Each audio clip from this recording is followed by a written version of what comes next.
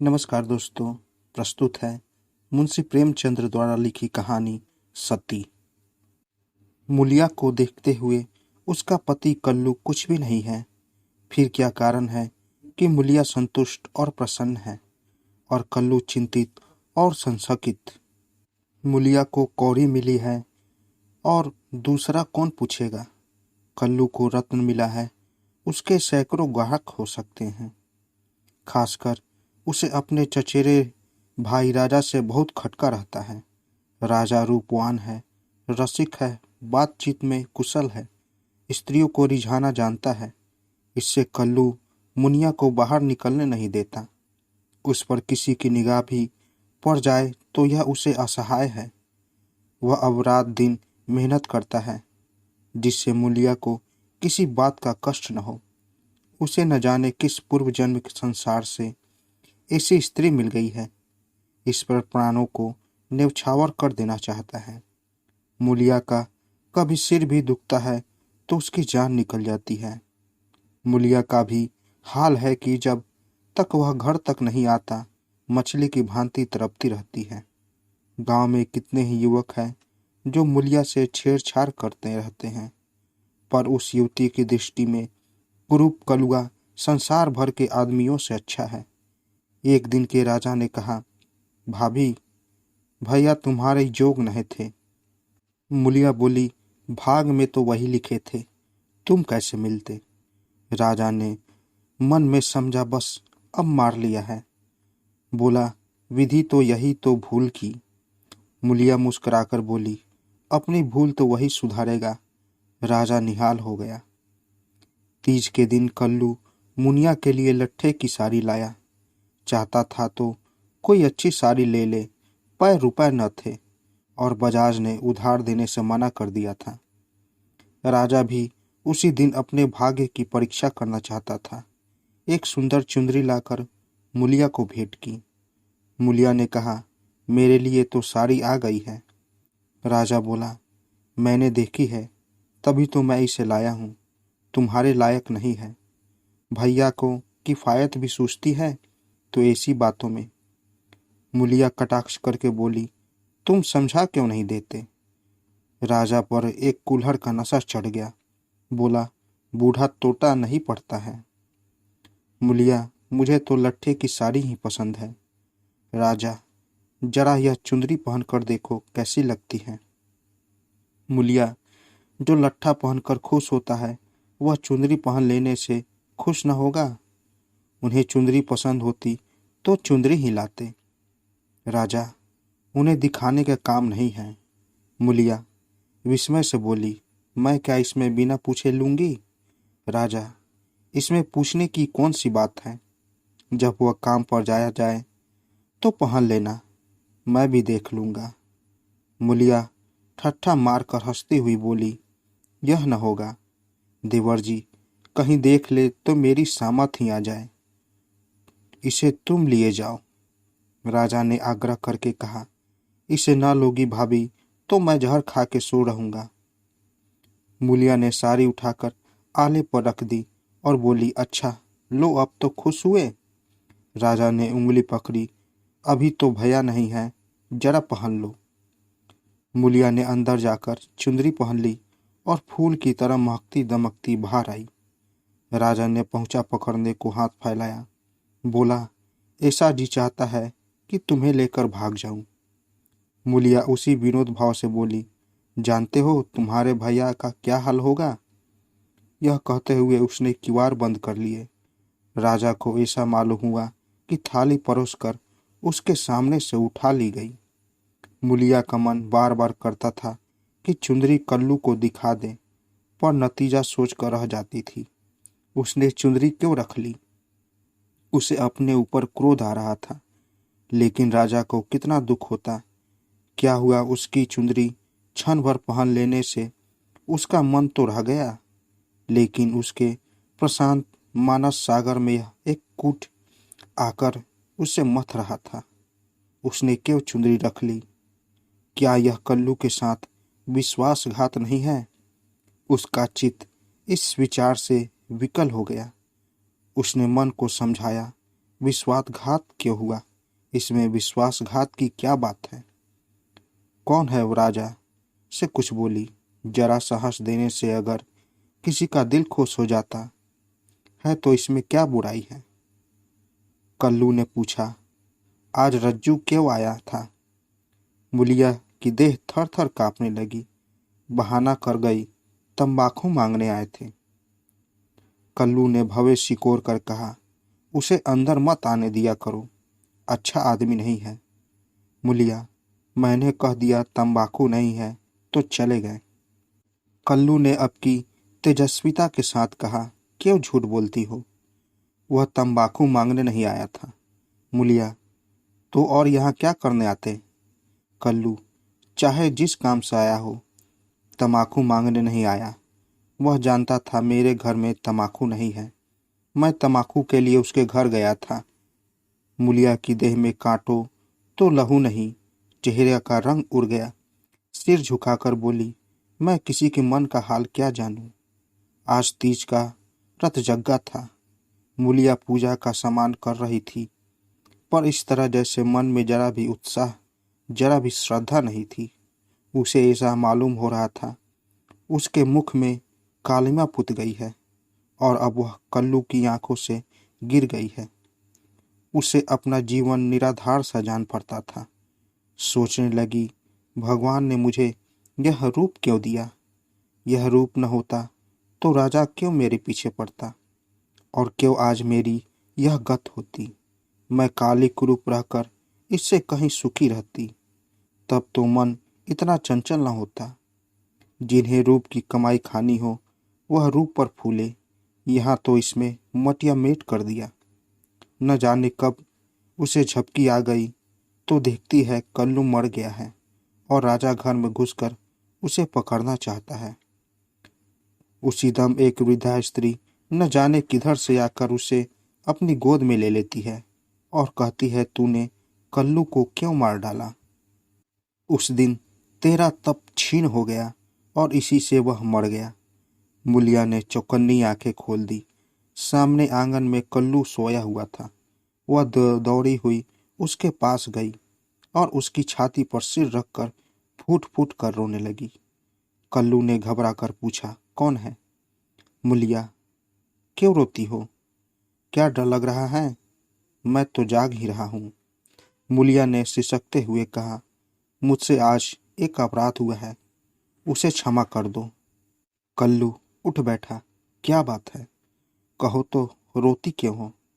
मुलिया, राजा तंबाकू मांगने नहीं आया था, मैंने तुमसे झूठ कहा था। कल्लू हंसकर बोला, वह तो मैं पहले ही समझ गया था। मुलिया, वह मेरे लिए चुंदरी लाया था, तुमने लौटा दी? मुलिया कांपती हुई बोली, मैंने ले ली, कहते थे मैं जहर खा लूंगा। कल्लू निर्जीव की भांति खाट पर गिर पड़ा और बोला, तो रूप मेरे बस का नहीं है। देव ने क्रूप बना दिया है तो सुंदर कैसे बन जाऊं? कुल्लू ने अगर मुलिया को खोलते हुए तेल में डाल दिया होता तो भी उसे इतनी पीड़ा न होती। कल्लू उस दिन से कुछ खोया खोया सा रहने लगा। जीवन में न वह उत्साह रहा, न वह आनंद। हंसना बोलना भूल सा गया था।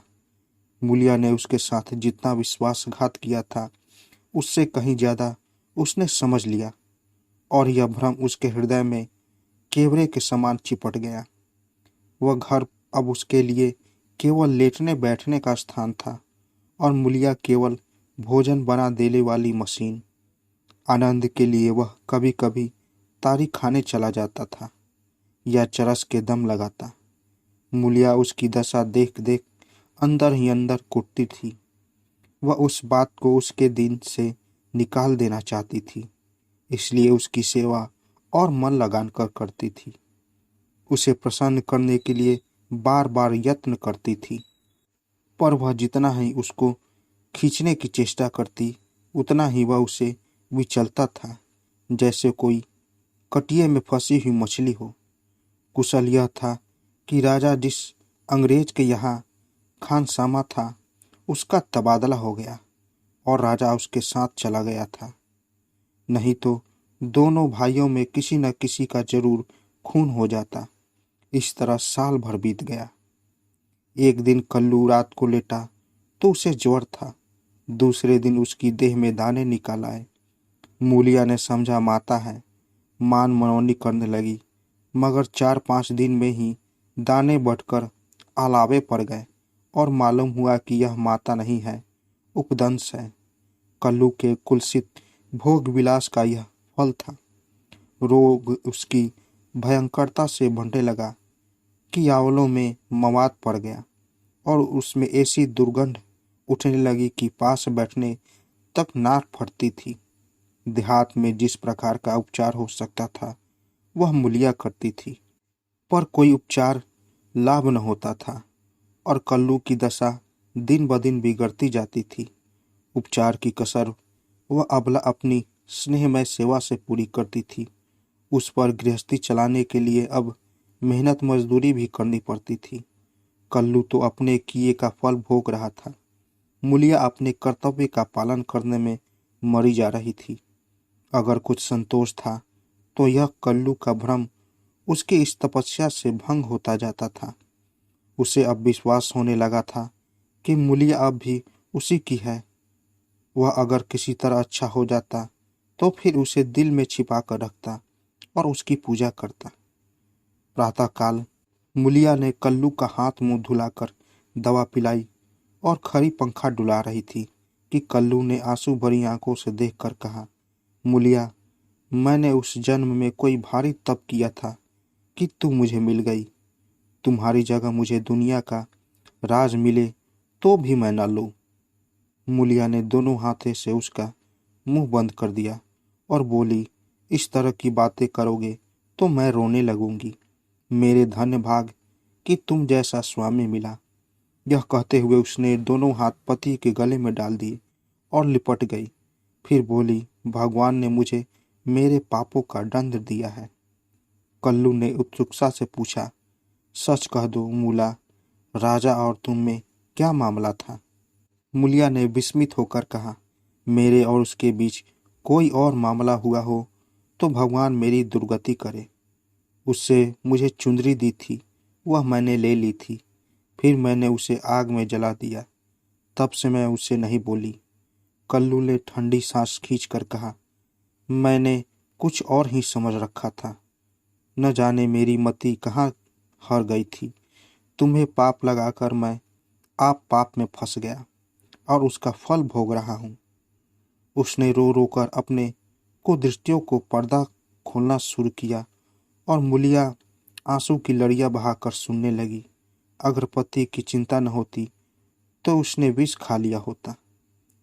कई महीने बाद राजा छुट्टी लेकर घर आया और कल्लू की घातक बीमारी का हाल सुना तो दिल में खुश हुआ। तीरमदारी के बहाने से कल्लू के घर आने जाने लगा। कल्लू उसे देखकर मुख फेर लेता, लेकिन वह दिन में 2-4 बार पहुंच ही जाता। एक दिन मुनिया खाना पका रही थी कि राजा ने रसोई के द्वार पर आकर कहा, भाभी, क्यों अब भी मुझ पर दया न करोगी? कितनी बेरहम हो तुम। कई दिन से तुम्हें खोज रहा हूं, पर तुम मुझसे भागती फिरती हो। भैया अब अच्छे न होंगे, इन्हें गर्मी हो गई है। इनके साथ क्यों अपनी जिंदगी खराब कर रही हो? तुम्हारी फूल सी देह सूख गई है। मेरे साथ चलो, कुछ जिंदगी की बहार उड़ाएंगे। यह जवानी बहुत दिन न रहेगी। यह देखो, तुम्हारे लिए एक कनफूल लाया हूँ, जरा पहनकर मुझे दिखा दो। उसने कर्णफूल मूलिया की ओर बढ़ा दिया। मूलिया ने उसकी ओर देखा भी नहीं, चूल्हे की ओर ताकती हुई बोली, लाला, तुम्हारे पैर पड़ती हूँ, मुझे मत छेड़ो। यह सारी विपत्ति तुम्हारी लाई हुई है। तुम ही मेरे शत्रु हो, फिर भी तुम्हें लाज नहीं आती। कहते हो भैया अब किस काम के हैं। मुझे तो अब वह पहले से ही कहीं ज़्यादा अच्छे लगते हैं। जब मैं ना होती तो वह दूसरी सगाई कर लाते, अपने हाथों ठोक खाते। आज मैं ही उनका आधार हूँ, वह मेरे सहारे जीते हैं। अगर मैं इस संकट में उसके साथ दगा करूं तो मुझसे बढ़कर अधम कौन होगा। जबकि मैं जानती हूँ कि इस संकट का कारण मैं भी हूँ। राजा ने हंसकर कहा, यह तो वही हुआ जैसे किसी की दाल गिरी गई तो उससे कहा, तुझे तो सूखी ही अच्छी लगती है। मूलिया ने सिर उठाकर उसकी ओर सजोत नेत्रों से ताकते हुए कहा, तुम उसके पैरों की धूल के बराबर नहीं हो लाला। क्या कहते हो तुम? उजले कपड़े और चिकने मुखर से कोई आदमी सुंदर नहीं होता। मेरी आंखों में तो उनके बराबर कोई दिखाई नहीं देता। कुल्लू ने पुकारा, मूला थोड़ा पानी दे। मूलिया पानी लेकर दौड़ी। चलते चलते कर्ण फूल को ऐसा ठुकराया कि आंगन में जा गिरा। राजा ने जल्दी से कर्ण फूल उठा लिया और क्रोध में भरा हुआ चल दिया। रोग दिन पर दिन बढ़ता गया। ठिकाने से दवा दारू होती तो शायद अच्छा हो जाता, मगर अकेली मूलिया क्या क्या करती। दरिद्रता में बीमारी कोट का खाज है। आखिर एक दिन परवाना आ पहुंचा। मूलिया घर का काम धंधा करके आई तो देखा कल्लू की सांस चल रही है। घबराकर बोली, कैसा जी है तुम्हारा? कल्लू ने सजल और दीनता भरी आंखों से देखा और हाथ जोड़कर सिर नीचा कर लिया। यही अंतिम विदाई थी। मूलिया उसके सीने पर सिर रखकर रोने लगी और उन्माद की दशा में उसके आहत हृदय से रक्त की बूंदों के समान शब्द निकलने लगे। तुमसे इतना भी न देखा गया, भगवान उस पर न्याय और दयालु कहलाते हो, इसलिए तुमने जन्म दिया यही खेल खेलने के लिए। हाय नाथ, तुम तो इतने निष्ठुर न थे, मुझे अकेली छोड़कर चले जा रहे हो। हाय, अब कौन मूला कहकर पुकारेगा?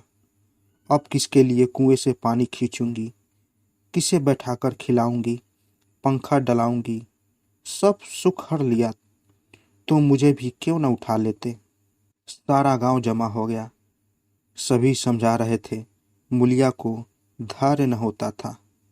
यह सब मेरे कारण हुआ। यह बात उसे नहीं भूलती। हाय, उसे भगवान ने सामर्थ्य दिया होता तो आज उसका सिरताज यूं उठ न जाता। शव की दाह क्रिया की तैयारी होने लगी। कल्लू को मरे 6 महीने हो गए। मूलिया अपनी कमाई खाती है और अपने घर में पड़ी रहती है।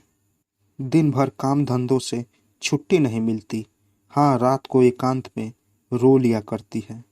उधर राजा की स्त्री मर गई, मगर 2-4 दिन के बाद वह फिर छैला बना घूमने लगा और भी छूटा सांड हो गया।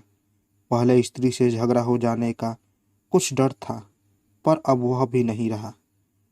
अब की नौकरी पर से लौटा तो सीधे मूलिया के घर पहुंचा और इधर उधर की बातें करने के बाद बोला, भाभी, अब तो मेरी अभिलाषा पूरी करोगी या अभी और कुछ बाकी है?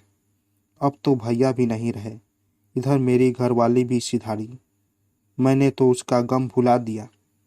तुम कब तक भैया के नाम को रोती रहोगी? मूलिया ने घृणा से उसकी ओर देखकर कहा, भैया नहीं रहे तो क्या हुआ? भैया की याद तो उनका प्रेम तो है, उनकी सूरत तो दिल में है, उनकी बातें तो कानों में हैं। तुम्हारे लिए और दुनिया के लिए वह नहीं है। मेरे लिए वह अब भी वैसे ही जीते जागते हैं। मैं अब भी उन्हें वैसे ही बैठते देखती हूँ। पहले तो देह का अंतर था, अब तो वह मुझसे और भी नचीक हो गए हैं और ज्यों ज्यों दिन बीतेंगे और भी नकीच होते जाएंगे। भरे पूरे घर में दाने की कौन कदर करता है? जब घर खाली हो जाता है तब मालूम होता है कि दाना क्या है। पैसे वाले पैसे की कदर क्या जाने। पैसे की कदर तब होती है जब हाथ खाली होता है।